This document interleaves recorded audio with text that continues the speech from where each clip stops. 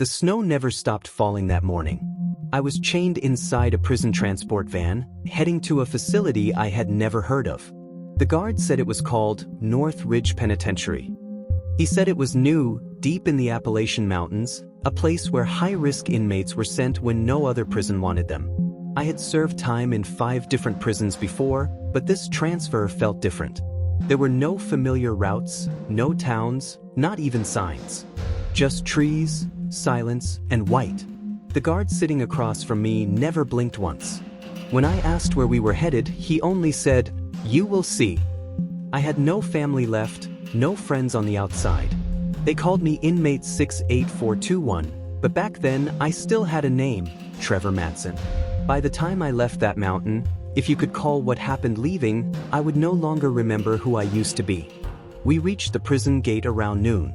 A metal structure stood like a tombstone in the snow, tall and dark, with no guards in sight.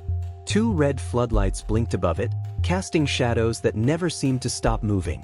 The van stopped without warning. No radio transmission. No instructions. Then, with a groan of rusted steel, the gate opened by itself. Inside the compound, the buildings looked abandoned.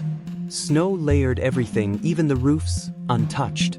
The silence was so heavy that the creaking of the van door sounded like thunder. When we stepped out, the chains around my ankles clanked in rhythm with the heartbeat I could feel in my ears. I was escorted by a man in a black uniform with no badge, no name tag. He said nothing. The sign by the entryway read, "Welcome to North Ridge Penitentiary. Read the rules. Remember the rules. The rules remember you." In the main lobby, a cracked digital screen flickered above a steel desk. A mechanical voice began to read from the display. "Lights out at 10 p.m. Do not leave your cell. If a door appears where it should not be, ignore it. If you hear a child crying, cover your ears. It is not real. The guards in white are not employed here. Do not speak to them. At 3:03 a.m., stay silent. Something passes through." My blood chilled. A few inmates whispered to each other, but the guard in black remained expressionless. He handed us over to another silent figure and vanished behind a heavy steel door that locked behind him with a final sounding click. My new cellmate was a man named Curtis. He had broad shoulders, a crooked nose, and eyes that had seen too much. He said he had been here for 3 months, though he could not prove it. Time, he claimed, did not move right in this place. "Keep your head down," Curtis warned. "Do not stare at the walls too long. They shift when you blink." That night I tried to sleep, but the silence screamed. Something dragged across the hallway. Footsteps came, stopped outside our door, then nothing. I held my breath until my lungs ached. Curtis stared at the ceiling, unmoving. Morning came, but the sky outside remained pitch black. An inmate named Ronald broke rule number 1 on his second night. He wandered out after 10 p.m., mumbling about hearing someone call his name. His cell door opened on its own. He stepped out. The next day, his bed was empty, and no one spoke of him again. But later that week, I saw something. A figure, naked and pale, crouched behind the mess hall dumpsters. Its limbs were too long. Its mouth was too wide. It wore Ronald's eyes. I stopped eating for 2 days. I began to notice things. Doors that were not there the day before. Whispers under the floor. A humming sound that came from the air vents at night. Then came the crying. It sounded like a child. Curtis gripped my arm tightly. "Cover your ears. Now." We pressed our hands to our ears until the crying stopped. It took nearly 5 minutes. One man did not listen. I think his name was Wallace. The next morning, he was on the floor of the shower, staring upward with his eardrums burst and mouth frozen in a scream. One night, I woke up to see a man in a white uniform standing outside our cell. His face was smooth, featureless. No eyes, no nose, just skin stretched where a face should be. He stared through the bars, or maybe he listened. Curtis stayed motionless. The thing eventually walked away, soundless. "You looked at him," Curtis said the next day. "He will remember." That night, the cell door creaked open by itself. Curtis vanished the following week. No alarm, no notice. I found his belongings untouched.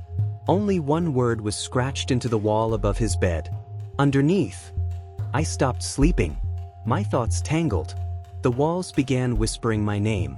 I saw my reflection in the mirror blink when I did not. I no longer knew what day it was. Every moment stretched endlessly. One night, I forgot to check the time. At exactly 3:03 a.m., the lights went black. A heavy pressure filled the air.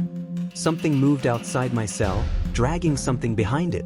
A low chant, not of any language I knew, filled the corridor. My nose began to bleed. It passed. The lights returned. I had wet myself. 2 weeks later, I overheard two inmates, Reed and Jonah, whispering about a supply door left unlocked in the western wing. They invited me. I accepted without thinking. That night, we slipped past the dormitory. The hallway was darker than usual. We found the door just as Reed said. We entered. Inside was a stairwell. The walls wept water. The air tasted like rust. We descended. The steps never ended. Eventually, the air thinned. The stairwell opened into a cavern filled with broken cells, bodies half buried in the walls, their mouths stitched shut. One of them looked like Curtis. Jonah turned back. Reed continued. I followed. Something followed us. At the bottom, we found a chamber. A machine with gears made of bones spun slowly. It pulsed like a heartbeat. Symbols glowed on the floor. Reed stepped into the circle. He smiled. This place is not a prison. It is a farm. We are the livestock. I ran. I did not look back. I reached the top of the stairwell. Jonah was gone. The hallway outside the supply room had changed. The walls were breathing. I ran until I found the cell block. My old cell was gone. A new sign hung from the ceiling. Rule 6, there is no escape. It has been 43 days since that night, or maybe 400. I am no longer sure. The sky outside remains black. The snow never stops falling. I hear footsteps again. Tonight, they stop at my door. The knob is turning. I think it is my turn now.